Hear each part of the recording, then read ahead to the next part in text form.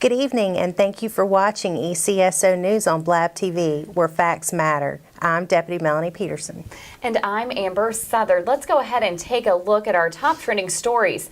We need your help finding a suspect after she robbed her own mother. Cecily Renee Riley is wanted by the ECSO for aggravated assault, kidnapping, robbery with a firearm, and criminal mischief.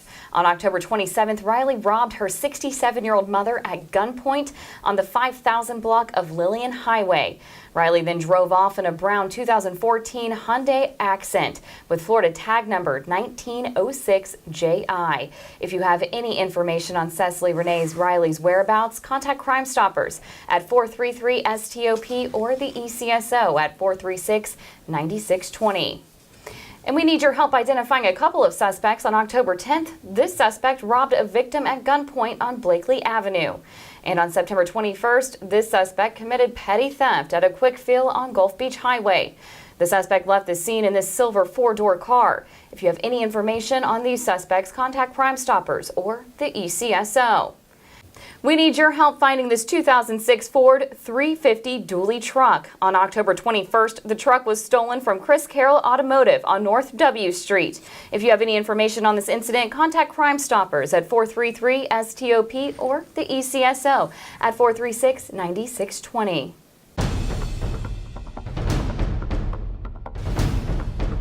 Here are this week's featured Crime Stopper fugitives. We have Robert Aguilar. He is a white male, 33 years of age, and he's wanted for fraud, providing false owner information to a pawn shop with a bond of $5,000. This all began on May 3rd, Amber. He went to went to a friend's house, decided he'd steal some fishing equipment. Bad news for him, the deputy that responded also used to be a previous investigator. So, due to his training and experience, he went to a local pawn shop in the area, and sure enough, the items were there. Unfortunately, Mr. Aguilar swore on that pawn slip, provided not only his thumbprint, but his Florida ID, stating that those fishing items belonged to him, which they did not. So he's anything but a smooth criminal. No, he's not. But he is also a property investigator's dream stat for a case clearance. They love that thumbprint and that ID. Absolutely. It is already an admission of guilt. Well, thank you, Mr. Aguilar. We'll be seeing you soon, hopefully. Buddy, we wish all our criminals were like you. Yes. So, yes, and in addition to the grand theft, of course, he got a dealing in stolen property, which heightened it, made it an automatic second-degree felony. So that is a no-no there. Come on down.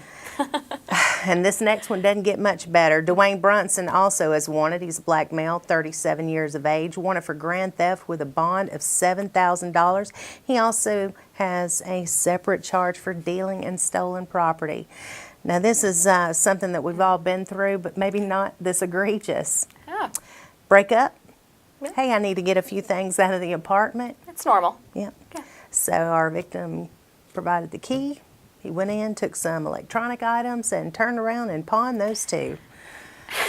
That is like dating revenge. Yes, it is. He said, broke my heart, I'm taking your things. Absolutely. No, and you can't do that. Just can't do it. You can't. You should go home and get some ice cream and watch a romantic comedy and maybe a bottle of wine if you're old enough. And that's how you deal with breakups, sir. That's right. There's always a better way. Not that way.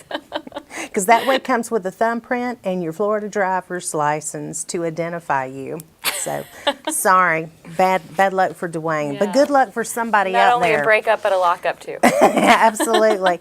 And unfortunately, our last fugitive for this week is a Nicholas Colbert. And Nicholas decided he was given one opportunity. Hey, we won't lock you up at the Escambia County Jail. We're going to let you keep your job and stay at work release.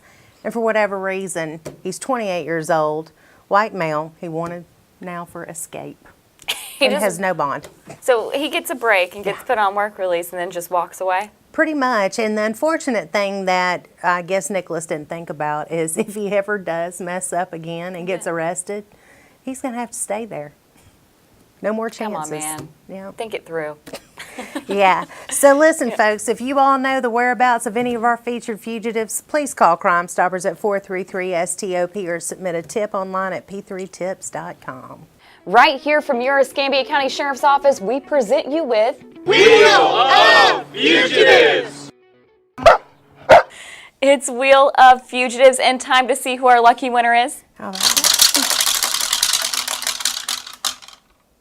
All right, this week's winner is Cedric White Jr. He's wanted for passing a counterfeited bill with a bond of $7,500. Cedric, you won. Congratulations. You know what you win. You win a prize package here at the Escambia County Sheriff's Office. You get a free picture, some silver bracelets, an updated mugshot. Everybody loves that part. So come on down, collect your prize. If you don't, the people of Escambia County will help us out and tell them how they can do so. That's right. Well, while everybody's guarding their checkbooks, be sure and call Crimestoppers at 433-STOP.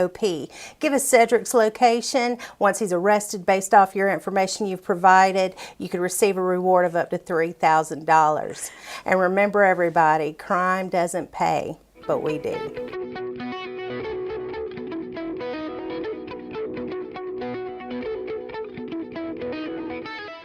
Our Citizens Law Enforcement Academy will be kicking off on November 9th. It's a 4-week academy that's held right here at the Sheriff's Office. Members of our community get behind-the-scenes view at how our Sheriff's Office works and get a chance to learn about different departments.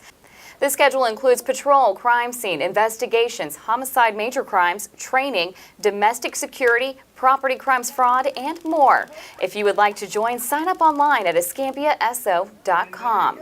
And the Neighborhood Watch Academy is just around the corner. The event is November 21st at the Sheriff's Office, located on 1700 West Leonard Street. It's aimed to help people understand and create neighborhood watches in their own neighborhoods. It's free and open to the public, so come out and join. October's Drug Take-Back Day was a success. The ECSO and DEA teamed up with Walgreens in a one-day effort to give people a place to drop off their unwanted or expired prescription drugs. More than 269.8 pounds of pharmaceutical-controlled substance was collected. We all remember Career Day in school. Well, take a look at these precious pictures. SS Dixon's primary school had their Career Day last week. Sergeant Frazier was pleased to speak to this adorable class. His stepson even got involved, wearing his favorite law enforcement logo. We are still looking for 3 people wanted for a home invasion. On October 11th, Philip Joseph Wood, Stephanie Wilkerson, and an unidentified third male wearing a bandana armed themselves with firearms and robbed a home on the 200 block of Brigadier Street. Wood and Wilkerson were thought to have been driving a 2017 blue Nissan Altima. That car has now been located. Contact us on any of their whereabouts if you see them, hear from them, or know anything about them at Crimestoppers or the ECSO. We need your help locating possible witnesses to a homicide. On September 29th, 41-year-old Rufus Montgomery was shot and killed in the 200 block of New York Drive. If you have any information about Rufus's homicide, contact Crimestoppers at 433-STOP or the ECSO at 436-9620. We need your help locating the people in this week's Missing Persons segment. The first juvenile we are highlighting in this segment is 15-year-old missing and endangered child Ethan Stewart Edwards. Edwards has been missing since October 11th. He may be in need of medical treatment and is a habitual runaway. We are also looking for 16-year-old Jaquan Tyrese Watson. Watson has been missing since September 14th. He is also a habitual runaway. And we're also looking for 15-year-old Frederick Dwayne Walker Jr. He's been missing since October 4th. Walker is also a habitual runaway. And 17-year-old Cherie Floyd. Floyd has been missing since September 26th. She is a habitual runaway. If you have any information on these missing people, contact the ECSO at 436-9620.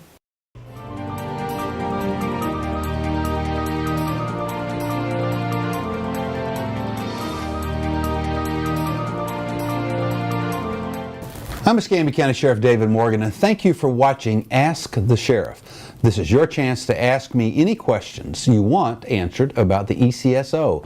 Our team hits the streets again, and here are some of the questions you asked.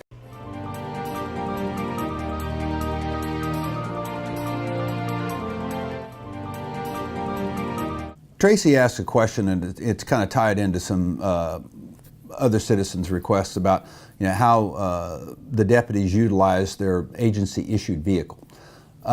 Basically, again, if you're a sworn law enforcement officer, either in patrol or in investigations, you're assigned a vehicle, which obviously the vehicle is assigned primarily for your use for duty. We authorize their use of that vehicle and their uniforms, by the way, when they're engaged in off-duty employment. We have contracts with certain businesses around town where they can call and request, an off-duty deputy, and then they pay the deputy's salary for that time. Now, when a deputy takes that position, it all goes through a central scheduling office. And by the way, this is all approved by Florida statute. This is not just something that we do here locally.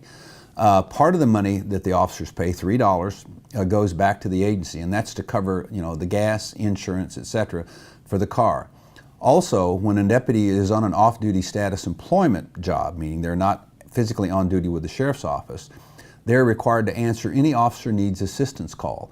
And the owners of the businesses that they're employed at understand that the deputy may in fact have to leave that business if an officer assistance calls. So we kind of, that's a force multiplier, if you will, that when you're on duty and you call for assistance, let's say there's someone at one of the local grocery stores who's hired deputies to work off-duty security there. If you need assistance and you call, that deputy has to leave that off-duty location and respond to your officer needs assistance call. So, that's one of the very upsides to those sorts of things. And the county is reimbursed, again, for the use of the vehicle, gas, etc. The question about, the vehicle for personal use, the primary reason, or the primary answer to that question in the bottom line is, vehicles cannot be used, with rare exception, for your own personal use, meaning you can't go to the grocery store, you can't take the kids to soccer, you can't take the kids to school, etc. It's not your personal use vehicle. It has to be in some way tied to, your duty performance. Now, we offer a little bit of latitude in that. Why? Because again, we like for officers to have officer presence throughout the community. So if an officer's on the way home and they want to, stop at the local Tom Thumb or Circle K and grab a cup of coffee on the way home while they're still in uniform, that too is a force multiplier, meaning that there are deputies all over the county. So, we take a little bit of latitude, if you will, in that. But for the vehicle to be used as personal use, that is not approved.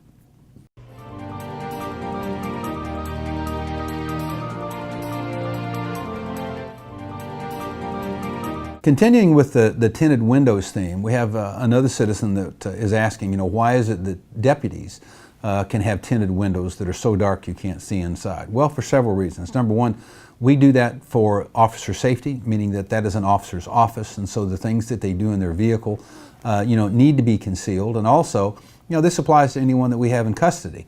That way, a passerby, if you happen to be arrested, and let's say, unfortunately, which it does happen, we don't like to talk about it, but it does happen, you or a family member are falsely arrested, or you've been injured and you're in the back of the vehicle. Do you want folks going by with their cell phones, as everyone does today, taking photos of you in a police vehicle, when it may be, again, for a very innocent thing, a deputy's lending you assistance or rendering assistance on the roadway, and now there's photos showing up on YouTube that you're in the back of a police cruiser. Do you want those sort of photos out there? And the answer is no. So that's another reason why we have that. It's also for the equipment inside the vehicle. Our officers have computers and cell phones and air conditioning, and if you got a K9 in your car, there's an additional thing there. That's used to keep the heat out of the deputy's vehicle. And as you well know, because if you're engaged in law enforcement, or actually first responders as a whole, this also applies to the fire department and EMS. While it's against the law to text and drive, because so many of our messages come over the officer's agency-issued cell phone, and we do it that way, again, for safety concerns and also to keep it from the public venue, they'll receive text messages, and so they are allowed to look at their cell phone and view a text message where the citizens can't. There are exceptions to those involved or engaged in certain activities that the average citizen are not allowed to do. The tinted windows on the deputy's vehicle is one more of those.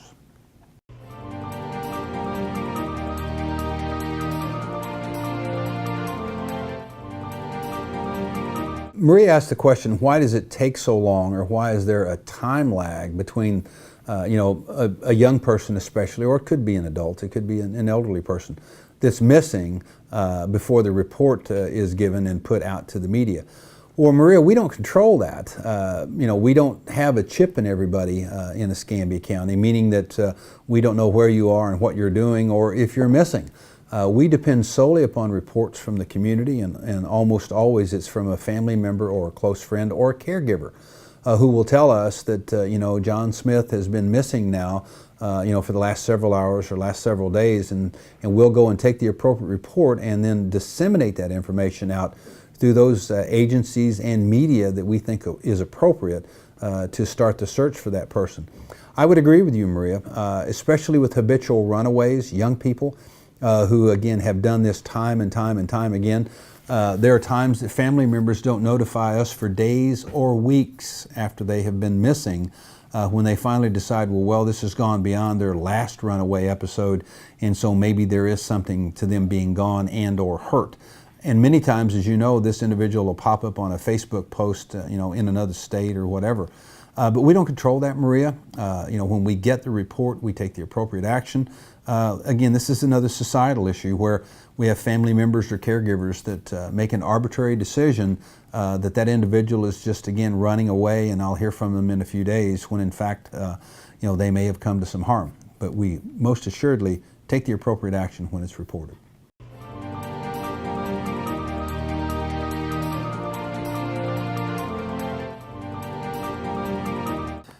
Zachary has sent us an email, and his observation is that he recommends that more social services resources be directed to the county as opposed to incarceration.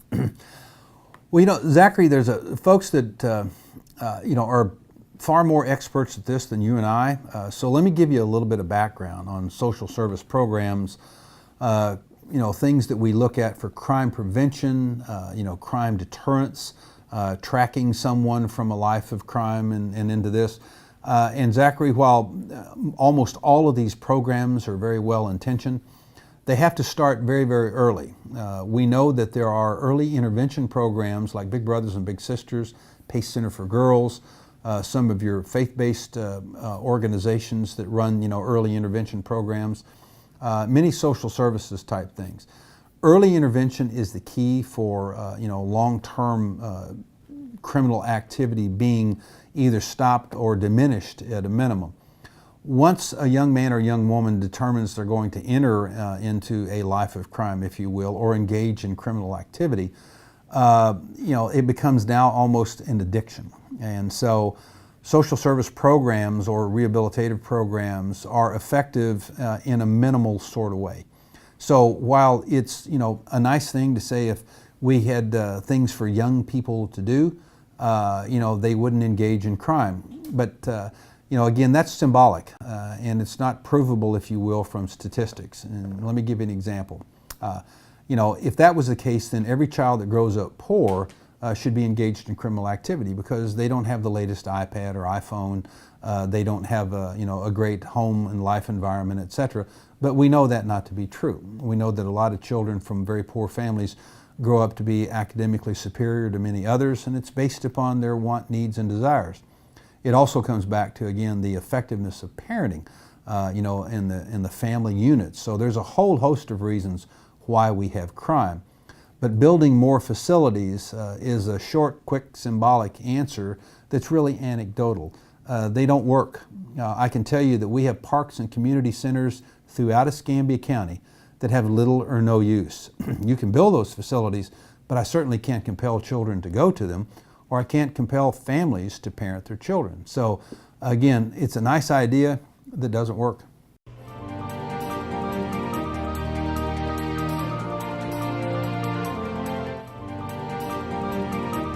Sherry and Ryan make the observation that the jail is basically populated by those who have committed low-level crimes, and that we can save a lot of money, and it's probably not good policy to incarcerate these people. Sherry and Ryan, let me caution you again on buying into popular culture or kind of notions that are in vogue. This is one of them. When this came up a few weeks ago, we actually ran a study. People are talking about, we have people in there that have a $100 or less bond. The county's even thinking about coming up with the money, if you will, to pay the bonds.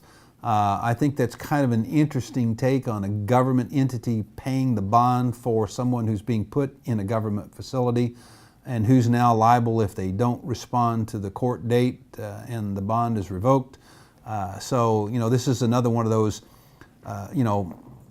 ideas where the pathway to hell is paved with good intentions. We ran those numbers. There was about 60 people in the Escambia County Jail out of about 1,500 inmates. 60 that met anywhere close to that criteria. But let me caution you, folks, on this.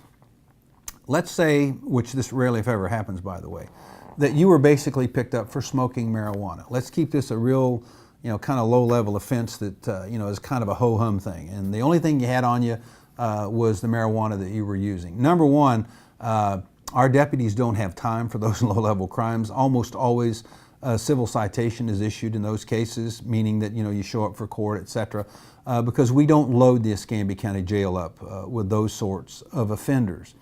But let's take and run your recommendation through, and let's say that you're just a drug user, which we hear in society today that those are nonviolent criminals, and so I want to take all the nonviolent criminals out of jail.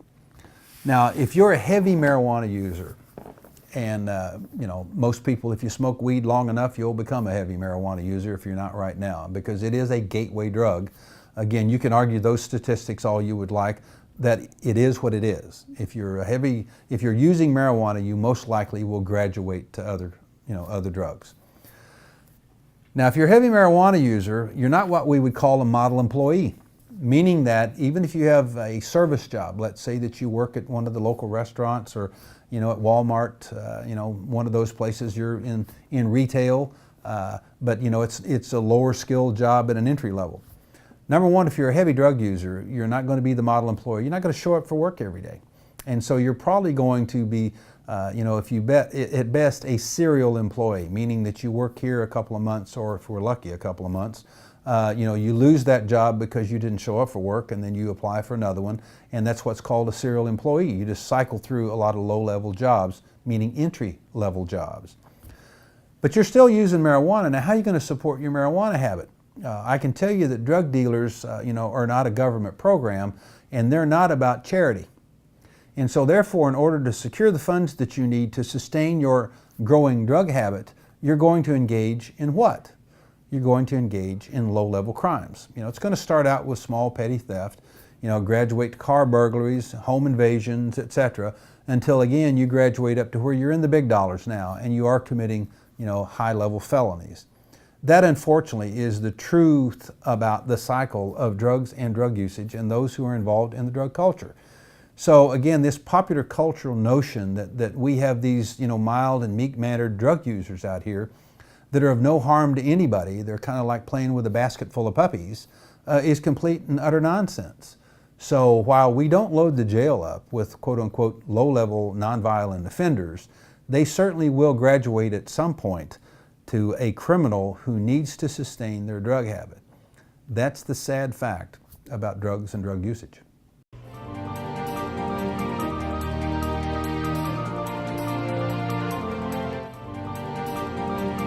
Yeah, Marie asked a question about school buses and stopping for them, and when you can and cannot pass, or do you have to stop? Marie, the short basic answer is if you're in the lane or lanes traveling behind a school bus or approaching a school bus, if it's a 2-lane road or even a 4-lane road that is not physically separated by a median, meaning that there's a grassy area between it or some sort of concrete abutment, all traffic must stop.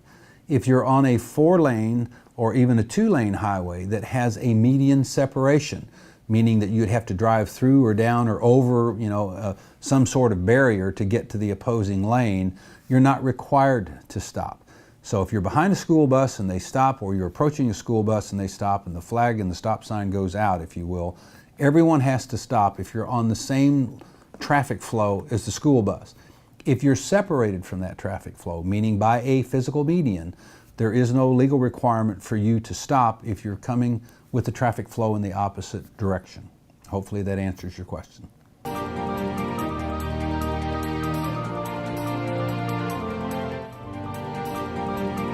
Stephen asked if the Sheriff's Office here has ever considered lateral transfers from other law enforcement agencies, either within the state of Florida, or I will assume, Stephen, from anywhere in the United States. Stephen, we do that with regularity.